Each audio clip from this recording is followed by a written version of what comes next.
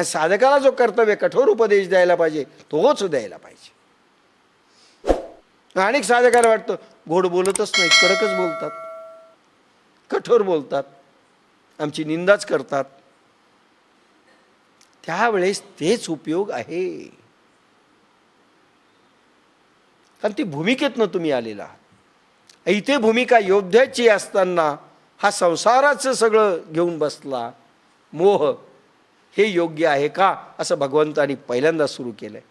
एवढं डिटेल का बोलतोय? ज्ञानेश्वरी आजच्या युगाला कशी उपयोगी आहे भगवद्गीता ते सांगत चाललोय. तुझ सांगे काय झाले, कवण उणे आले, करिता काय ठेले, खेद काईसा.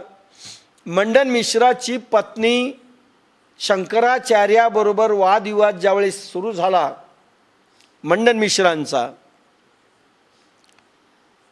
मिश्राचा वादविवाद सुरू झाला, त्यावेळेस कोणीतरी जज असायला पाहिजे. तर मंडन मिश्रांनी सांगितलं माझ्या पत्नीला करू. शंकराचार्य यस म्हणाले.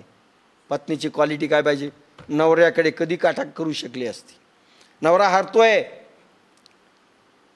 एका धर्माचं पाणीपत होईल. शंकराचार्य शत्रू म्हणून समोर आहेत, काशीमध्ये वादविवाद चाललाय आणि मंडन मिश्राची पत्नी ही जज म्हणून बसलेली आहे.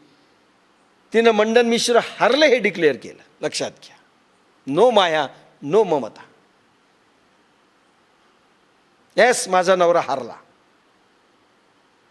हे लागतं काळीज. त्याला म्हणतात भगवद्गीता, त्याला म्हणतात ज्ञानेश्वरी. कर्तव्य कठोर असलं पाहिजे. नो मोह नो माया नो ममता. तुला काय झाले सांग बरे, काय कमी पडले? काय भगवंत सांगतात? तुला काय झाले सांग. कशा करता रणातून धनुष्य खाली टाकलं? 12वीचा पोरगा लेखणी बंद करत असेल, मला आई आठवायली, मला बाप आठवायलाय. मलाही असंच होतं बरं. आजी फार रडायची. आम्हाला काही फोन नव्हते, आम्हाला काही हे नाही, पायी जायचो. 4थीपासून मी बाहेर. खूप रडायची.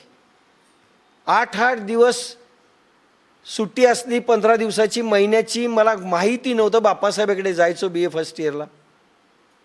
अरे घरी तू 8 दिवस तरी राहा.